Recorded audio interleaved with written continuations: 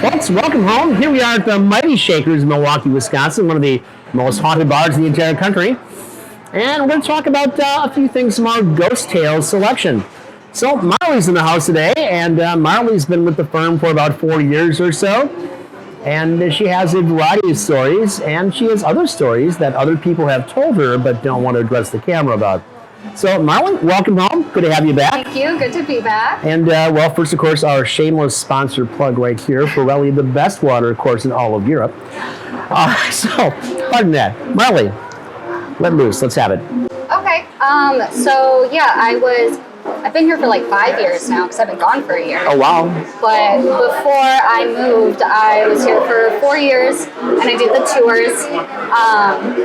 And people always ask me the craziest stories I have, or what stories I have, what ghosts I've seen and experiences and whatever. And I mean, there's just too many to like really get into. But I would say that some that really, really stuck out to me was one of the biggest ones was when I had a woman on my tour who was quite intoxicated and being kind of disrespectful in a variety of different ways throughout the tour, but not so much so that I was ready to, kick her off the tour or anything like that. But then when we had gotten to the top floor, we were on a 2.0 tour, so we were using the divining rods, and she was using very disrespectful language while addressing the spirits on the top floor.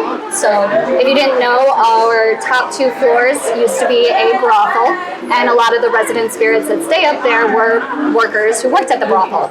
And she was addressing them using the word whore instead of, brothel worker, sex worker, lady of the night, whatever, all of the other more respectful terms you could use for that. And she kept saying the word whore. And I started noticing that every time she was using that word specifically, I noticed something would kind of shake or vibrate when she was talking, when she would say that word. So there's lamps up there that have tassels like this, the tassels would shake, the strings that come down from the chandeliers or the fans would shake, there was a plant up there that would shake. Every time she would say that word specifically, I noticed something shake or vibrate. So eventually I had to ask her to use more respectful language while using the divining rods, or that her turn with them had to be over. And she kind of did neither. She stayed on the tour, but she just handed the rods off to somebody else.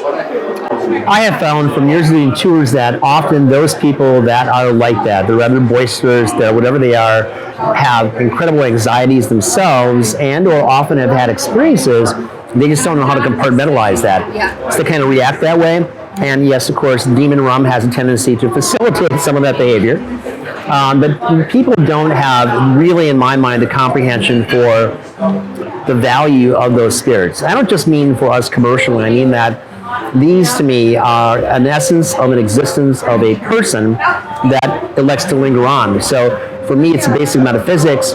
Essence precedes existence, and therefore, at least in my mind, essence succeeds existence. And a lot of people today just can't grasp that, and they don't know what to do with that. Yeah. So, of course, you have a couple more cocktails, and perhaps you should, and then you think you're being funny or something else by doing that. And the reality is, you're depriving yourself the opportunity to have an actual experience that could be a very positive experience. Yeah, definitely. And I think that she was very unaware that she was making not only the spirits of other people on the tour comfortable, because she was just, kind of in her own world with that, probably trying to,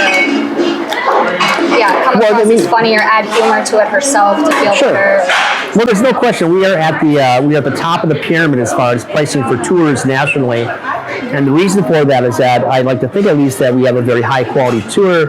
We do a lot of research. Our tour guides are really docents, much more than just here's the boozy tour we get in New Orleans. And I think that sometimes people don't quite grasp the value of this as the cultural museum, and I think that that's a huge misnomer and a mistake from everyone's part. What else you got? So one of the other really intense experiences that I had on a tour was, there was a while, I think she doesn't make herself as known now, but do you remember Daisy, who was in the basement? we had a medium tell us about a spirit named Daisy who was in the basement, who used to be a brothel worker. And specifically, I remember the medium telling us about how she felt very misunderstood because she lingered in what a lot of people have said is a very negative area. It has a lot of negative energy around it, and that's kind of where she liked to hang out, and so she felt very misunderstood. At that point, I still didn't really mention Daisy on many of my tours, just because I didn't have enough information or heard about her enough to really, validify that to tell tour goers about her. But I had a woman on this tour, and when we were in the basement portion, well, before the tour even started, she was not about it. She didn't want to do it. She was skeptical. She was like, I think this is silly, whatever. And her sister convinced her to do it. But she wasn't very into it during the whole time that we were giving the tour. But then, as we were walking back upstairs and we were passing that white door, which is the area that Daisy likes to linger around, she all of a sudden ran up to me and grabbed my arm like she was frightened. And I sort of laughed it off a little bit, she probably felt a chill or something like that, kind of freaked her out. But then this woman starts crying. So then during intermission, when we were up here, I talked to her, got her to calm down a little bit, and I was like, do you want to tell me what happened? What freaked you out this much? And she was like, right when we were passing that door, I heard the voice of a woman in my ear say, I wish you understood me, or I am misunderstood, or something along the same lines of what the medium had told us that Daisy felt. And so then I told her about Daisy. I told the rest of the tour goers about Daisy. And then I took that woman, after the rest of our tour was over, I took her back in the basement. It was a regular tour, but I took her back down there to use the divining rods to see if, we could communicate with Daisy. And she was really, really nervous doing it, and she started crying again as we were doing it. But I think it gave her a lot of reassurance, sort of, because I was facilitating the questions and having her ask things like, are you glad that you got my attention? Are you happy that you were seen and heard, and that Marley told the tour goers about you? Everything like that. So then I started bringing Daisy up on my tours more often, and I think kind of slowly she stopped making herself as noticeable as she used to, which is probably because, myself and other tour guides started recognizing her a little more. Sure. So. Well, I experienced the same thing. We had a spirit named Claire on the second floor. So Michael Taylor, who's nationally known as a ghost hunter and one who really debunks many things, often comes back and does a 3.0 tour. But he was upstairs at one point, and we had spent a couple of hours because somebody had captured an image, a full-size apparition of a female in the front. But really kind of disconcerting, there was someone larger that had to be 9 feet tall that had wrapped their arm around this woman, this beautiful picture that was captured. So he and I and another medium were up there. We spent a couple of hours on this, and we had determined that there's no way you could have created this image whatsoever. Just the sizing was wrong, the proportions are wrong. And all the time that we're up there, I generally don't use the electronic devices. I rely upon my own senses. The medium that was with us, though, had a variety of different toys, and her things were just going ballistic with us. So every time I would verbally encounter Claire and say, ask for a story, this thing's just off the charts. And just I could sense galvanic skin response. I've got goosebumps, my hairs are standing up, whatever else. I knew I was communicating with something, and she was there quite a bit. But I do notice that some of the other tour guides that we have don't talk to her. So sometimes I go up there and I can feel her, but it's not as strong as it used to be. And I think it's almost like anything else. You go to the zoo and you see animals there. And some animals come up because they want to interact with you, or they're interested, and they'll sniff around. Though they can't get to you, they're still kind of almost wanting to be interacting with you, right? And some that aren't maybe one of the big five or as popular just kind of work back to the side to some degree. And I've got in my own little theory that some of the spirits are the same way. Those that are here want to be acknowledged. They want to have some interaction taking place. And if you consistently ignore them, well, they're kind of trivialized then, and they're not going to be as interested in interacting with you. So that's what I think has happened to Claire. I still get her. The other tour guides, at least this latest ilk of tour guides that have been here, well, much less than you have, so a year or something, don't really want to interact with her for some reason. So maybe an experience, I'm not quite sure, but it seems very sad to me in so many ways. Yeah. I have a question, and you can kind of lead this conversation, but are there any other spirits that are more, because I've never heard of those two spirits, I've done all the tours. Are there any other spirits that are not commonly mentioned in the tours? I don't know what they do with the Mariner, to be honest with you, because the Mariner is not the same as the Longshoreman. And we do have some tour guides that are adamant that it's the same person, but I'll tell you, after being here for decades, that's not the case. They're completely different people, and I've interacted with them on a regular basis for years, and they're not the same. So I think that's a misnomer as well, to kind of glop them together. It's the same person. So they may both have had their entire professional history on the Great Lakes somewhere, dealing with water, whatever else, and sailing around the Great Lakes, but they're completely different people. And that's a shame as well. So even the way some people talk about O'Connor, I think, is rather dismissive. So my experience with O'Connor, again, from being around for years, is that probably the best known spirit we have in the cellar, and he had appeared, this is probably now 7 or 8 years ago, frankly, that Fox News from Dallas, or rather Denver, Colorado was in, and the convention bureau brought him by. He had an hour to spend. Suddenly it's 5 hours later, and he has all sorts of images and pictures and everything else going on. And one of these full apparitions he has is of a man, full-size man, in Connecticut garb, right? So not Connecticut, but Confederate garb, and he grays, and he looked like you could walk out of any Civil War book, and there he was.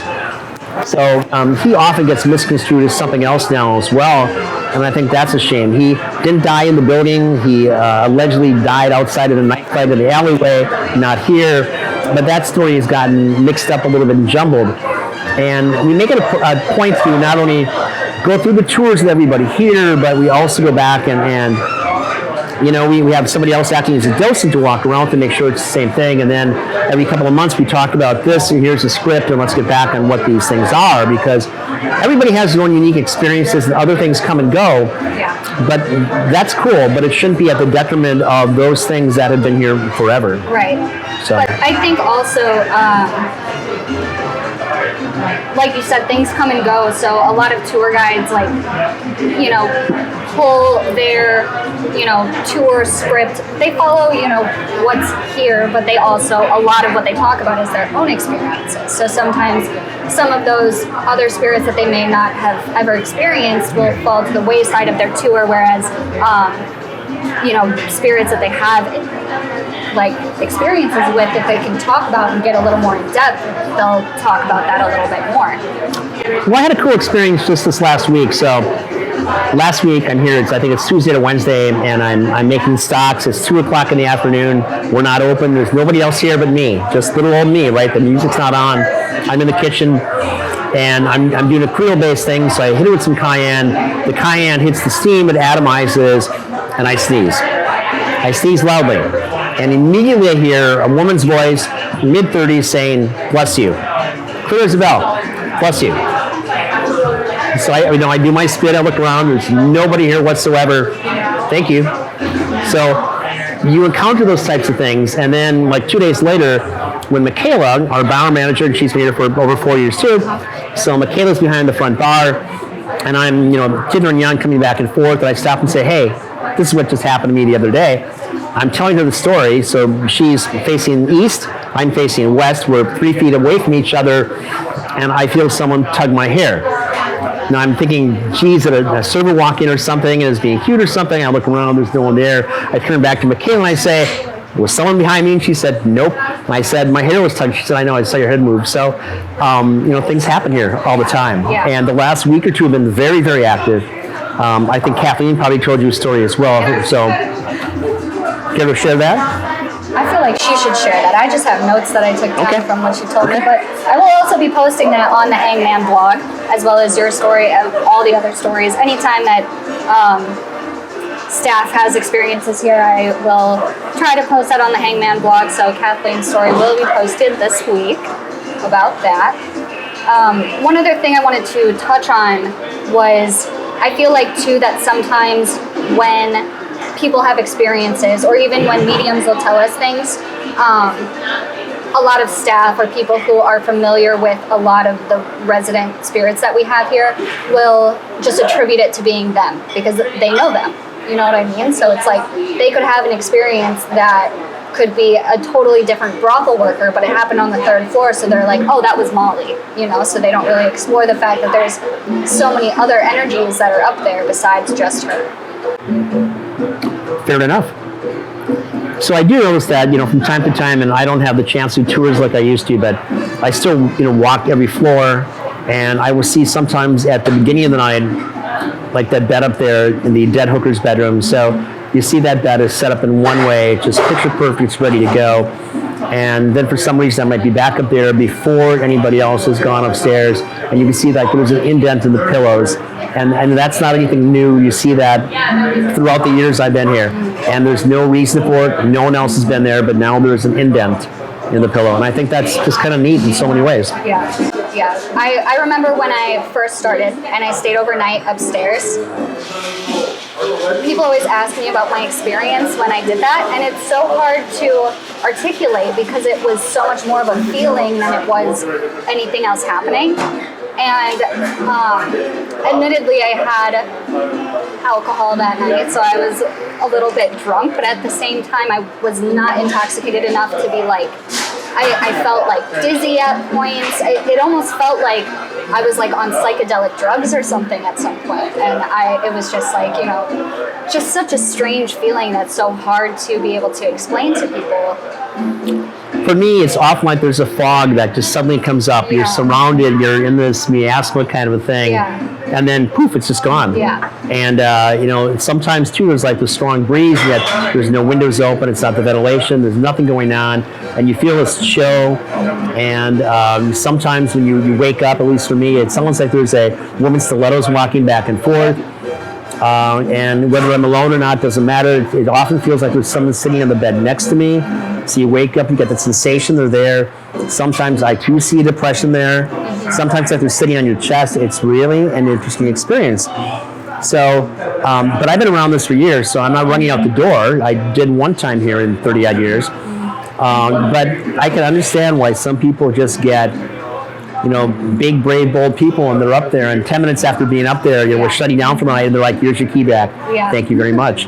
So, you know, if you want the experience, you're going to get it. If you're looking for a reason to have not the experience, well, then you're probably not going to get it. Right. So an open mind in so much of life really makes such a difference, doesn't it? Absolutely. So I know that you've told me about, I've asked you before, about how you kind of first started having paranormal experiences, and you were really, really young when that happened. Do you want to talk about that? Yeah, so I was 4 years old, and we live in a duplex in Milwaukee, and my grandparents live downstairs, and it's December. There was a major snowstorm. Not like the little things we get now. There's a major snowstorm. And he's out there shoveling, and I'm pretending I'm shoveling, and my mother was there as well. And my grandfather falls over, he goes down, he's blue in the face.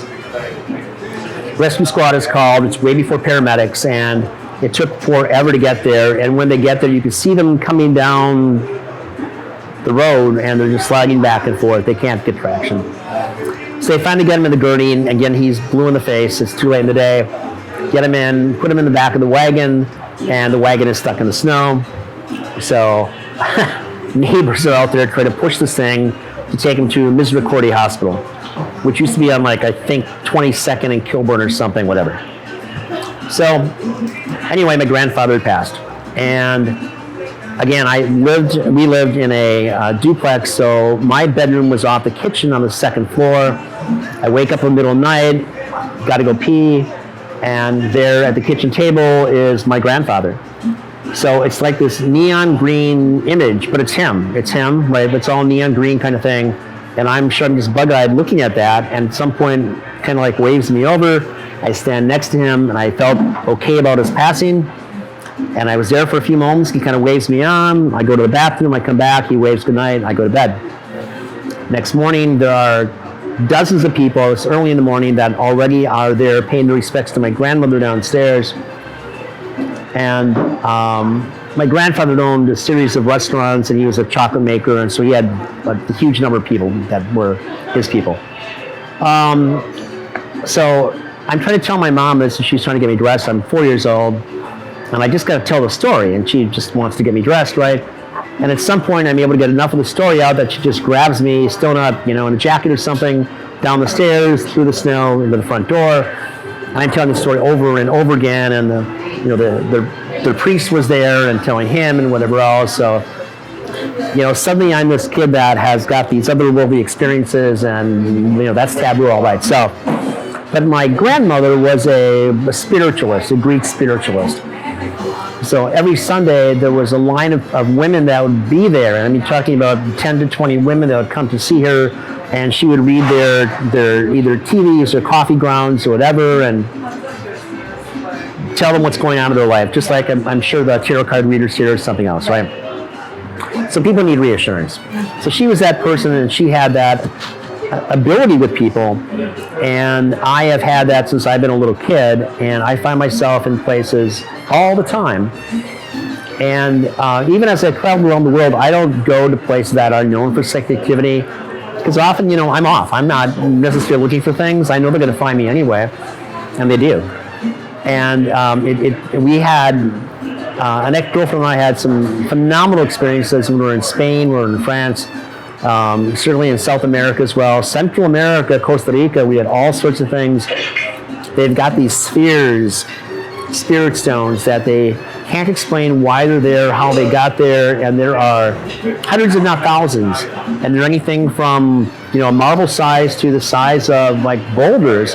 They're virtually perfectly round spheres, and they are of a mineral that is not anywhere near either Costa Rica or that part of the Pacific Ocean or anywhere. Mm-hmm. And it's almost like, pyramids, how did these things get there kind of a thing. Yeah. But they've just got their own little vibe.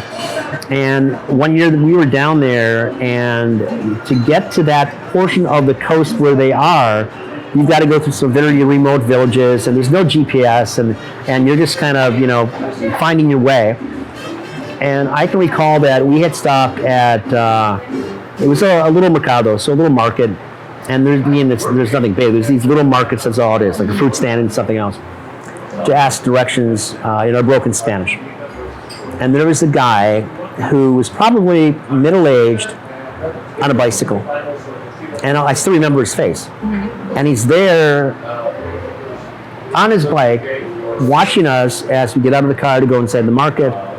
And we're probably 15 miles away from where we need to be. And that includes going over this little stretch of highway, and then this bridge, and then all sorts of whatever, bumpy, ripped up roads, whatever. And so we've left this market, and then we're probably more than 3/4 the way there. So we're many, many miles away from this market.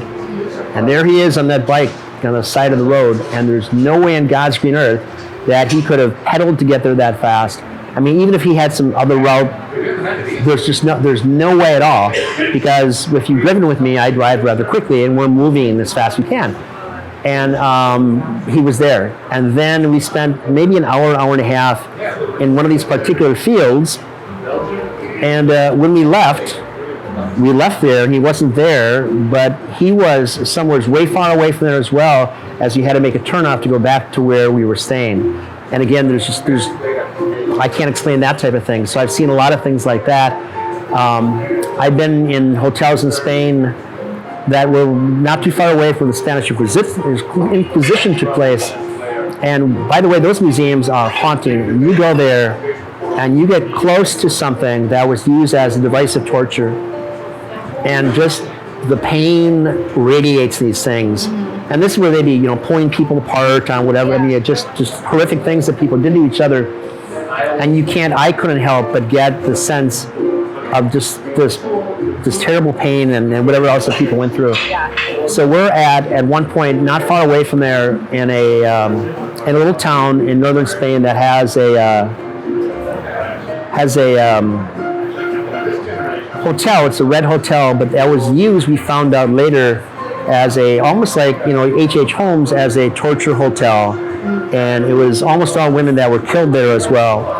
So we're, I think, on the second floor, and it was kind of a neat little setup insofar as after 10 o'clock at night, all the lights are out. So if you walk into the corridor, the switch would go off, it would sense that you're there and all the lights would light up, right?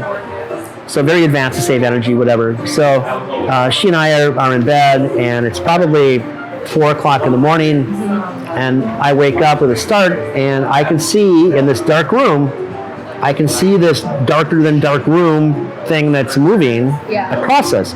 So in front of our bed, and it's going towards the door.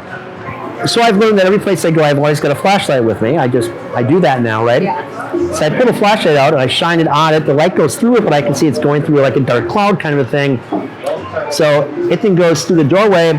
I open the door, and I don't stick enough of myself out that the sensors go off, that the lights go on, but I can see this dark thing moving down through.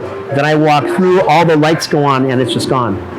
So there are things like that. I think that was probably a shadow person. That's how we associate the things here. Mm-hmm. But there are innumerable stories that I've got of different things. And if you want to be afraid of those things, you can be afraid. But again, I think that they're just, mostly they're people or something else. And most people, by and large, are good people, fortunately. And they can't harm you unless you allow them to harm you. That's my thought on that. Yeah, I would agree. I was actually just having a conversation with my partner about how we were watching like scary movies around Halloween time and stuff, and I'm like, why don't they have very many movies where there's just like active spirits that like aren't terrible? Because I feel like most of them aren't. Well, the thrill factor, obviously, especially in America, we really would like to have something else taking place. But that's a misnomer. You're absolutely correct about that. Yeah. And not everything that is existing right now is going to become a ghost or a spirit as well. So again, the energy that is you will remain in some capacity, but to have it remain here, unless it has some attraction or attention or reason to be here, why would it be here, right? So yeah, we were watching specifically something where there was like the spirit of an old man. They moved into his house and he would pass there, and he was this old man, and he was like he just seemed like a grumpy old man, and they were like, we're being haunted, and they were like freaking out about it. I'm like, he's just a grumpy old man, you're in his house, like leave him be. So Marley, you've been living now in Arizona for about a year, right? And you and I talked about coming down and filming like an ayahuasca thing, but it wasn't really ayahuasca because it's more of I'm not sure if it's Navajo there or what Indian tribes are there, but they've got their own sweat lodge, magical perspective on things, right? Right. So have you had the opportunity to go through any of that or experience that? I have not, but it's definitely on my list of things to do. I think that, any sort of stuff like that, like peyote, ayahuasca, any sort of psychedelic like plant that's used in like a very intense ritualistic way, it's intense. So, I haven't had the opportunity to do it, but it is definitely something that I want to do. So it's very interesting to me because it seems that almost every indigenous people has got something where they are finding a way to go back into themselves and like a reset in some ways. Yeah. And before the pandemic, our intent was to go to Haiti and to go to Jamaica and to go film different indigenous portions. And obviously I've been in Cuba and I've gone through Santeria, traditional Santeria ceremonies for a day and a half. And they're very overwhelming at first, but they really do cathartically give you the opportunity to have a different perspective on yourself. So that's why I'm going to go back and do that. I also want to get into Brazil. Of course, Brazil has been just a mess even before the pandemic. We'll get there at some point. But I'd really like to think about going back and readdressing something in our Southwest and go to a Hogan somewhere and experience that. The thing is to find someone who's not a charlatan, who's actually going to allow you to participate in the indigenous portion of that. Yeah. So I think that'll be fascinating to see. But you must have other experiences of your own you can talk about as well that necessarily don't involve that. Oh yeah, absolutely. So, when it does come to like me in Arizona, I've felt a lot more spiritual there than I did here. I've been doing a lot more like ritualistic things. I've just kind of connected with that side of me there. especially. And part of that could be because I live with my boyfriend who's native and has his own rituals and stuff like that. But I think that the atmosphere down there is very, very different, and I really enjoy it. An experience that I kind of felt like I had here that kind of lifted off me when I went there is like, I used to experience sleep paralysis a lot. I used to, like, especially when I was in a very like negative headspace or feeling anxiety or something like that, I almost felt like this like dark, like a shadow person, kind of just like looming in the corners of the room or around me and stuff like that. And I felt that a little bit when I first moved to Arizona, and then I feel like I kind of did a lot of just like meditating through that and sort of even recognizing it as like you know, a darker energy that's kind of like latched onto me, whether for whatever reason that I just wanted to be gone, but also wanted to like give it the respect of the fact that it was something that had been with me for a very long time, and it did eventually go away. And that was just a very interesting thing for me to experience when I went down there. Well, I certainly have felt all sorts of things myself. I think that if you're in a if you're in a dark space, if you've got a lot of dark energy yourself, you do attract other dark energy. Yeah. And it does have a tendency to kind of feed off of that, and you and maybe vice versa. Well, you need a way to break away from that. Yeah. So, in the time that you were here, you must have one really profound story. Not the other people on your tour, but something you experienced on a tour. I feel like there's a lot, and I guess I do remember one of the first times, and this is something that it happened outside of here but had to do with here. So it was the first few months that I had worked here, and I felt like something followed me home. I was here really late, so I had finished my tours. I was hanging out here till bar closed. I went home and I just like couldn't sleep very well, and I'm usually like, when I pass out, like I'm knocked cold. I do not wake up in my sleep or anything like that. So it was just really weird that I just kept kind of like, you know, having trouble falling asleep and staying asleep. And I kept feeling like there was something in the room with me. I felt very uncomfortable. And then I woke up in a panic, almost like I had woken up from a nightmare, and I gasped. And it was like 3:30 in the morning, which 3:30 is like the witching hour. And I kept trying to write it off. I was like, you know, maybe it's just because you just started this job at Shakers and you're getting freaked out or something like that. And I was like, there's no one in the room, like nothing followed you home or anything like that. But I sat up in my bed, and my cat was at the foot of my bed, staring at the spot where I felt like there was a presence. And like his tail was like all puffed up, like he was scared. And I turned on all of the lights in my apartment.